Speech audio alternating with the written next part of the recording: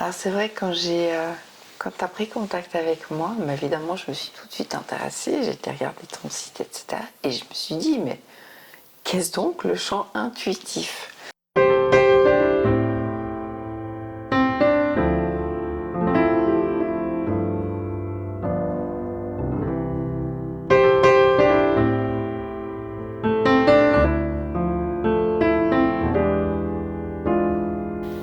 Alors effectivement, pour la plupart des gens, c'est un terme inconnu, c'est nouveau. Et je dirais que même pour moi, c'était nouveau. Et puis que j'ai dû mettre des mots sur une expérience que j'ai vécue. Et puis qui me venait de l'intérieur. Mais qui était le chant intuitif.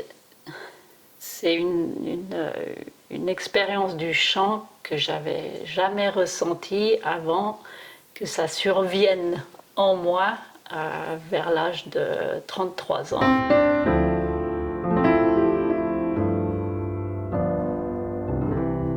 C'est une expérience qui m'est venue au travers de la méditation.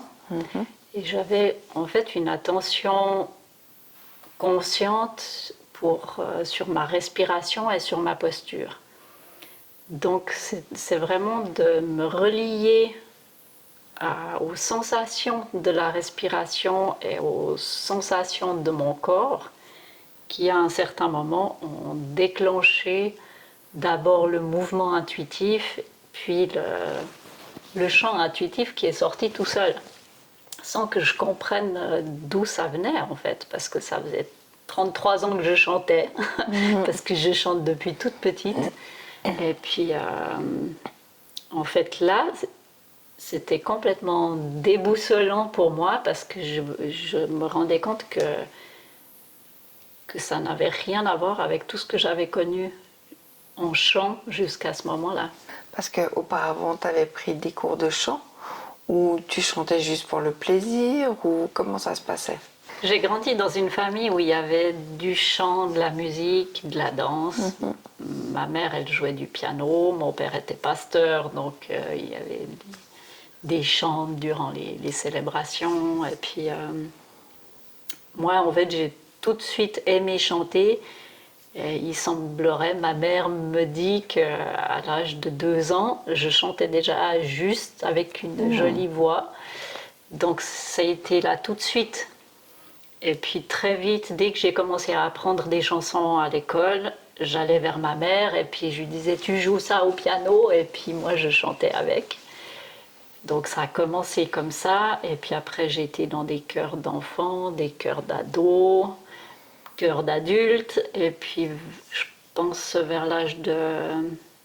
C'était vers 16-17 ans, je pense que j'ai commencé à prendre des cours de chant lyrique. Et en fait, depuis là, j'ai eu plusieurs profs de chant, plutôt pour développer la voix lyrique. Et je continue à me former aussi comme ça, parce qu'on apprend énormément dans l'échange avec d'autres profs de chant. Et donc voilà, j'avais en fait vraiment toute une expérience et de la facilité. J'ai reçu des prix de musique parce que je chantais bien. Donc c'était vraiment facile pour moi, mais dans tous les cours que j'ai pris, je sentais qu'il y a des choses que je ne maîtrisais pas, ou je ne savais pas comment faire, je ne comprenais pas ce que le prof me disait. Mais comme quoi, par exemple? On me parlait du soutien de la voix, et puis on m'expliquait, voilà, tu dois sentir une bouée là autour de toi, puis tu t'appuies dessus, ou des choses comme ça. Et c'était pas clair. C'est vrai que c'est difficile pour les professeurs de transmettre une sensation interne qui... Ouais, on n'a pas la même perception de notre corps, et puis donc c'est... Et là, tout à coup, c'est comme si j'avais le meilleur prof de chant à l'intérieur de moi, qu'en fait, il y avait rien à comprendre, mais il y avait tout à vivre, et puis juste laisser la voix sortir. Et je me disais, mais est-ce qu'il faut déjà avoir une une base quelconque, au moins chanter juste, ou pour pouvoir venir dans ton atelier, ou même les gens qui chantent faux peuvent espérer quelque chose, ou ça se passe comment? Alors, ma transmission, elle s'adresse à tout le monde dans le sens que c'est presque aller retrouver les bases du chant. En fait, je cherche à faire réaliser aux gens que le chant, c'est quelque chose de complètement naturel. Et puis qu'il n'y a pas justement à savoir lire les notes ou à connaître des chansons ou à maîtriser sa voix pour pouvoir chanter, en fait. N'importe quelle personne qui vient vers moi en me disant moi je suis attirée par le chant mais je chante faux ou je sais pas chanter ou j'ose pas, ben, le simple fait qu'elle soit capable de venir me le dire, c'est en fait déjà qu'elle sait chanter, puisque quand elle parle, c'est déjà comme un chant, c'est même un chant qui est plutôt complexe, quoi. Il y a déjà plein de voyelles, de consonnes, toute une construction. Et puis, on utilise, quand on parle, déjà certaines résonances de la voix. C'est limité par rapport à tout ce qu'on peut produire avec la voix, et puis à monter beaucoup plus haut, descendre plus bas. Mais parler, c'est déjà chanter. Oui, mais je trouve quand même que chanter, particulièrement s'il y a quelqu'un d'autre, moi je trouve ça, ouais, c'est gênant enfin voilà, je me rappelle quand j'étais petite, on devait chanter devant le sapin de Noël pour recevoir un cadeau. Mais quelle galère! Ouais. Et c'est vrai que ça, c'est quelque chose, par exemple, qui m'est resté. Voilà, j'arrive pas à imaginer chanter devant quelqu'un, parce qu'il y a une forme de gêne, et je trouve que ça vient tellement de toi, c'est tellement intime en définitive, et les gens aussi à la proportion se moquer de toi, et finalement ça attaque qui tu es, et c'est vrai que c'est une démarche compliquée à faire. Alors, je sais pas si tu as des... comment est-ce que tu approches? Admettons, moi je viens, je te dis, ok, super, j'aimerais bien essayer, mais tu sais que je suis comme ça, tu vas me dire quoi? Alors, moi je peux pas expliquer grand-chose, par contre, je vais te faire vivre une expérience où tu vas réaliser que... Petit à petit, tu vas réaliser ce que c'est que le chant, les fondements du chant. Donc tu vas réaliser des choses toutes simples, comme le fait que pour pouvoir chanter, il faut déjà inspirer, que c'est l'inspire qui nourrit l'expire et le chant. Tu vas réaliser que chanter, c'est mettre le corps en vibration, dans le sens qu'il y a des zones de résonance, comme une caisse de résonance, et puis que chanter, c'est amener de la vibration, du son dans cette caisse de résonance, et puis tu vas ressentir des choses. Et donc chanter, ce sera plus quelque chose qui t'est imposé de l'extérieur, avec l'impression qu'il faut faire juste, parce qu'on te fait chanter une chanson, puis qu'on doit la chanter comme ça, comme ça, comme ça, et pas autrement. Mais pour moi, l'essentiel, c'est pas il n'y a pas de juste ou de faux. L'essentiel, c'est pas que tu fasses la même chose que moi, ou que tu sois capable de chanter une chanson. L'essentiel, c'est que tu réalises comment fonctionne le chant dans ton corps. Donc c'est vraiment une exploration intérieure de la mécanique du chant. Et donc je vais t'amener vraiment en douceur à produire des sons, en cherchant à te faire trouver d'abord ce qui est confortable pour toi. Quels sont les premiers sons qui viennent facilement? Qu'est-ce qui est... Ouais, je cherche d'abord vraiment la zone de confort. Ou les zones de confort, parce que des fois, on peut avoir plusieurs zones dans le chant où on est à l'aise. Je peux être à l'aise plutôt dans les graves, à l'aise aussi dans les aigus, et puis au milieu, il y a un truc où ça vient pas, ça sort pas, puis j'ai l'impression que ça bloque. C'est presque, en fait, ça ressemble beaucoup aussi à une thérapie. Ça demande quand même pas mal d'introspection. Enfin, moi, je perçois ça. Ah oui, tu as l'aspect du chant. Mais je trouve qu'il y a tellement d'émotions parce que tu dois aller chercher au fond de toi, tu dois ressentir les choses. Donc, ouais, enfin, moi j'aurais peur de ça aussi. Suivant l'émotion, t'es sur le moment, t'es bien ou t'es pas bien, bah peut-être que, est-ce que tu vas appréhender ou recevoir ce que tu donnes de manière différente en fonction de ton humeur. Moi, je dirais qu'il y a de l'émotion avant d'être dans le champ intuitif. Parce qu'au moment où on entre dans le champ intuitif, on réalise justement que c'est juste une évidence.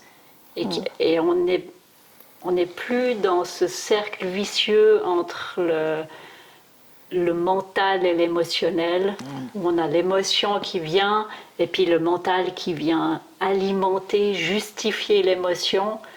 Et puis l'émotion devient encore plus grande, et puis il faut encore plus justifier. Puis là, on est vraiment dans le cercle vicieux émotionnel et psychologique. Et en fait, en champ intuitif, moi, je viens court-circuiter ça, dans le sens que je ramène toujours l'attention sur qu'est-ce que je ressens.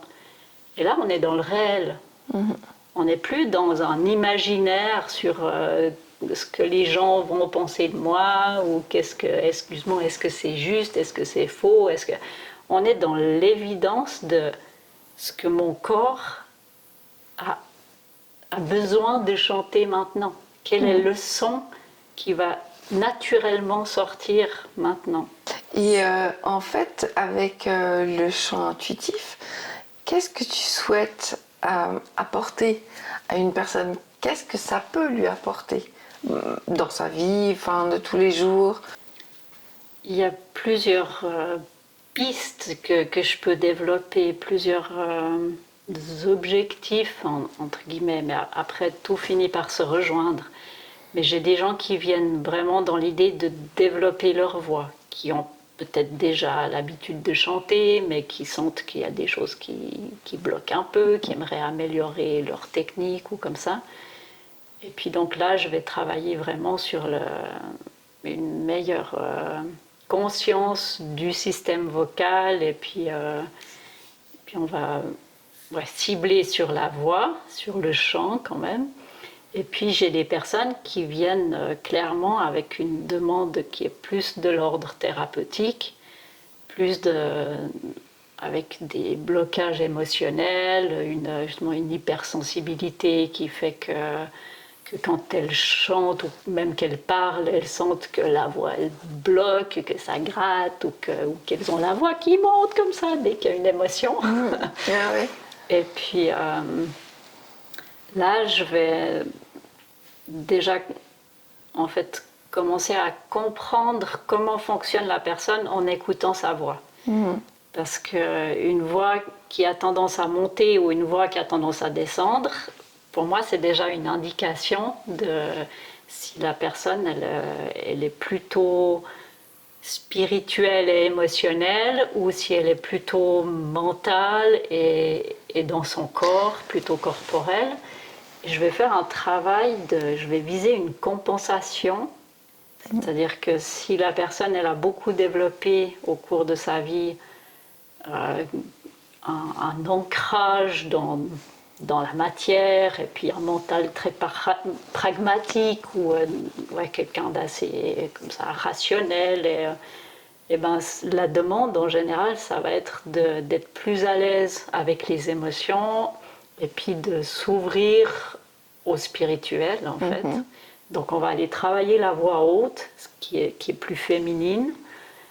Et puis si c'est quelqu'un qui est hypersensible, qui part tout de suite dans l'émotionnel, qui est tout le temps dans l'imaginaire, qui a une immense créativité, mais qui n'arrive pas à l'incarner, à amener ça trouver sa place dans le monde, ben là on va aller chercher la voix grave en fait, et puis chercher vraiment cette stabilité et cette sécurité qui vient du fait que j'habite mon corps, que je le sens, puis que je sais comment il fonctionne.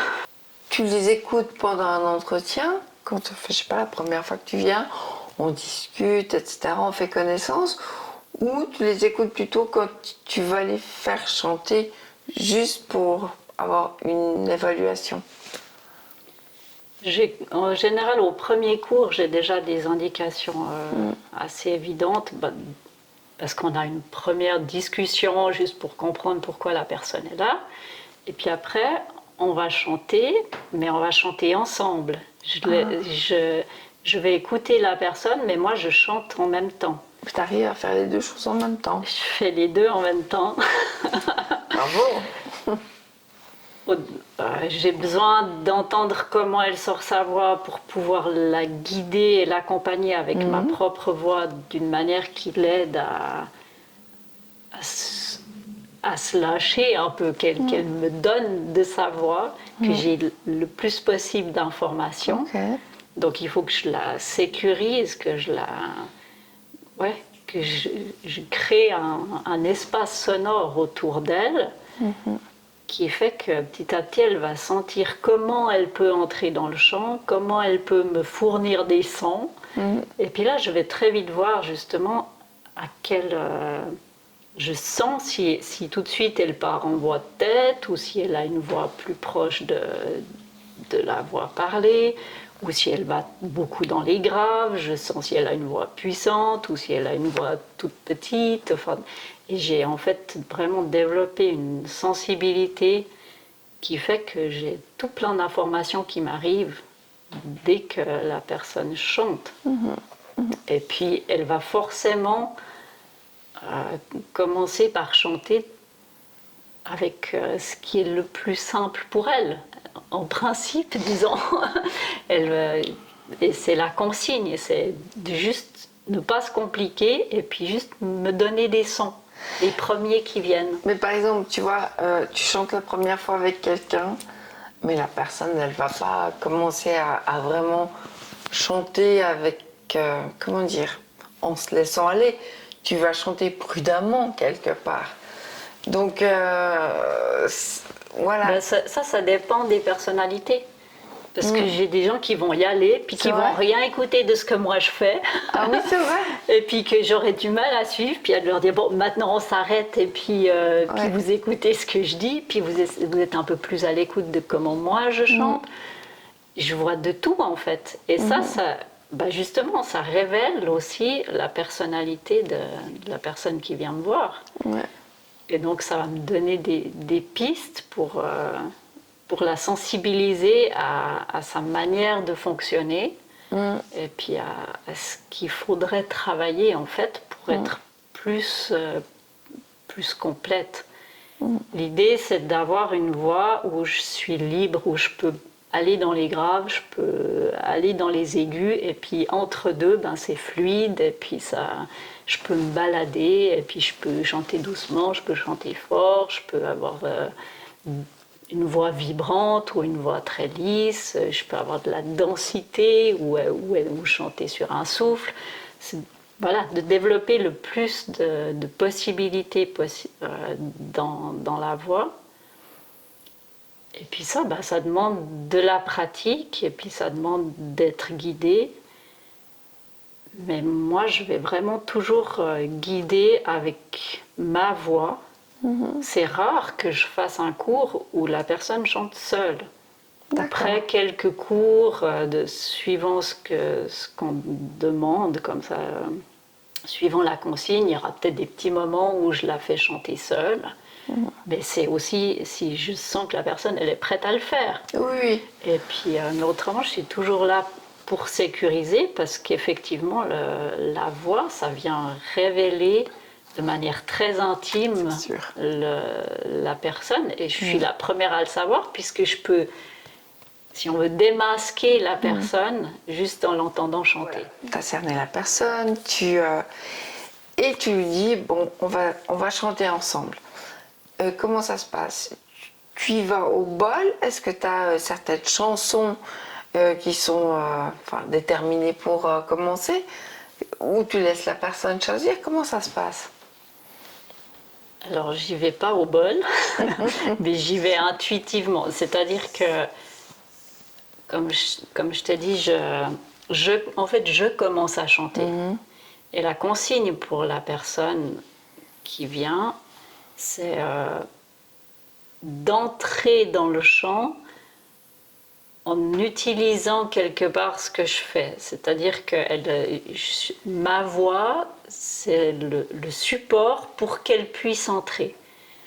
Donc, il faut juste qu'elle fasse des sons et qu'elle cherche à faire le son qui vient le plus naturellement possible. Si c'est compliqué pour elle de faire quelque chose qui vient vraiment d'elle-même, elle peut imiter ce que je fais. Donc elle peut se baser sur ce que moi je fais comme son pour être plus ou moins en imitation. Moi, ça m'est égal si elle imite pas juste ou si c'est pas parfait ou comme ça. C'est pas là l'important. L'important, c'est qu'elle fasse des sons. Oui, je vois ce que tu veux dire. Si ça lui est utile de se dire j'imite, eh bien, elle peut le faire. Et puis si elle a plus envie d'être déjà à l'écoute de son corps, de sa respiration, et puis qu'elle sent qu'il y a des sons qui viennent facilement comme ça d'elle-même, eh ben, c'est ça qu'elle va faire. L'important, c'est que ce soit confortable pour elle. Mais tu vois, si tu te dis, je me donne un challenge, je veux dépasser ça, en fait, c'est compliqué de se mettre tout de suite dans cet esprit vraiment intuitif où tu te laisses aller. Donc finalement, moi je trouve que c'est un exercice vraiment compliqué. En fait, c'est ça. Moi, le jour où le chant intuitif m'est venu, ce qui m'est apparu clairement, c'est qu'il y avait un gouffre entre cette manière d'être et de chanter et tout ce que j'avais appris jusque-là. Et en fait, depuis ce moment-là, j'ai passé ces 15 dernières années à essayer de combler ce gouffre. C'est-à-dire de me dire, mais pourquoi est-ce que quand je chante intuitivement, ça semble tellement fluide, facile, j'économise de l'énergie, puis quand je chante ce qu'on m'a appris, eh ben, ça semble compliqué, quoi. Ça demande beaucoup de maîtrise, et puis que je suis pas à l'aise. En fait, j'ai l'impression de pas être moi. Là, tout à coup, avec le chant intuitif, je sentais que ça, c'est moi. En fait, c'est mon chant. Il n'y a plus d'obstacle entre ce que je suis vraiment et ce qui sort de mon corps. Donc, tout l'enjeu, il est justement d'essayer d'entrer là-dedans. Et si les gens viennent me voir, c'est justement pour essayer de se reconnecter à eux-mêmes, se retrouver et puis de recréer un lien entre leurs différents niveaux de conscience, que les choses s'ajustent, s'alignent et que tout ça, ça vienne en fait aussi avec le corps. On est souvent coupé du corps parce qu'on est beaucoup dans le mental ou beaucoup dans l'émotionnel. Ouais, je trouve que dans la société dans laquelle on vit, je sais pas ce que tu en penses, mais c'est vrai que l'émotionnel, il est vraiment laissé de côté. Et je pense que, dis-moi si je me trompe, mais tu reçois quand même passablement de gens non, qui ont une certaine image à l'extérieur, puis c'est dans l'espoir de se retrouver qu'elles viennent chez toi. En fait, moi j'ai réalisé qu'en fait on était tous plus ou moins déconnectés de notre vraie personne. Et puis que moi j'avais cette chance de m'être reconnectée à moi au travers du chant. Mais après, dans tous les autres domaines, j'étais pas connectée à moi. Donc c'est là que j'ai dû commencer à bosser. Ouais, c'est sûr. Mais les gens sentent qu'en fait il y a quelque chose de particulier au niveau de la voix qui est très intime, qui fait appel à notre propre fréquence, à ce que je suis vraiment. Tu m'as proposé qu'on fasse un petit exercice pratique et moi je me suis dit, alors, dans le fond, j'aurais vraiment envie. Mais j'aurais tellement peur d'être ridicule parce que je ne sais pas du tout ce que ça va donner. Alors, voilà, qu'est-ce qui se passe si je suis ridicule? Est-ce qu'il y a aussi mon estime de moi? Ou est-ce que je vais me dire je suis vraiment nulle? Tu gères ça comment? En fait, moi j'ai réalisé que justement, c'est tout ça, tout ce que tu dis, c'est ce qui fait obstacle au fait de chanter intuitivement. Donc pour moi, c'est clair que ça, c'est l'illusion créée par le mental et l'émotionnel, et puis qu'on est programmé quelque part à réagir de cette manière-là et à fonctionner toujours avec ces peurs de je vais pas survivre à ça parce qu'il va m'arriver trop de trucs insupportables. C'est ça.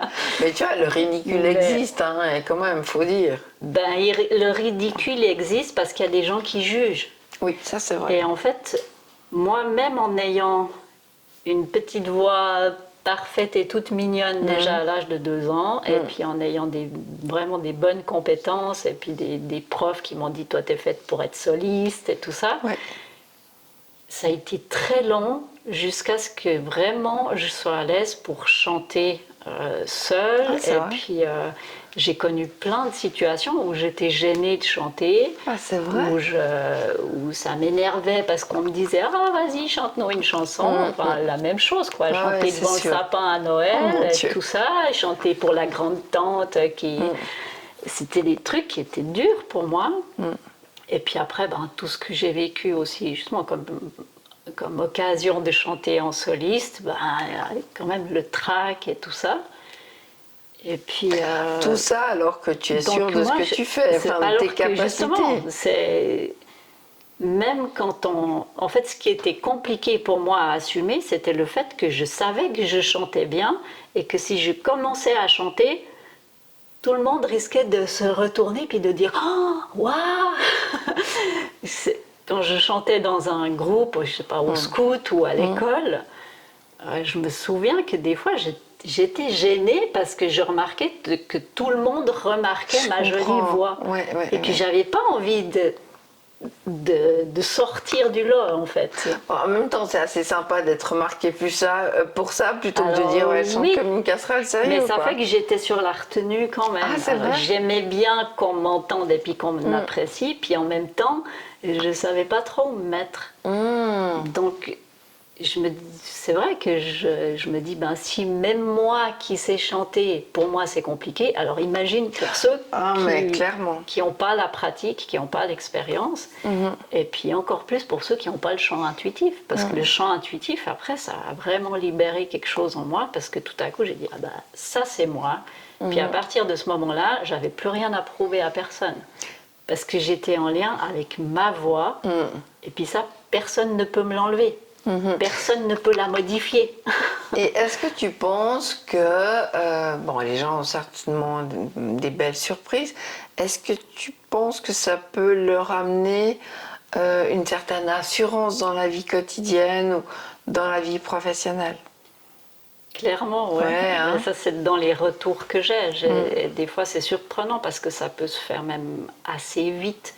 Alors, quand je dis vite, c'est quand même après un certain nombre de cours. Mais des gens qui ont réalisé que voilà, dans un groupe, tout à coup, ils osaient plus parler.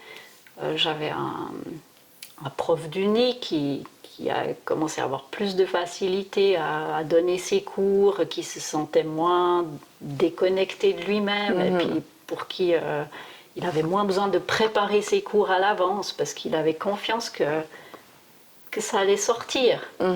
Donc autant dans la voix parlée que pour la voix chantée, ça peut vraiment amener une aisance parce qu'il y a une reconnexion à quelque chose qui est vraiment moi et qui est beaucoup plus complet.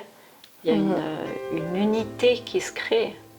Je parlais de ce travail de compensation.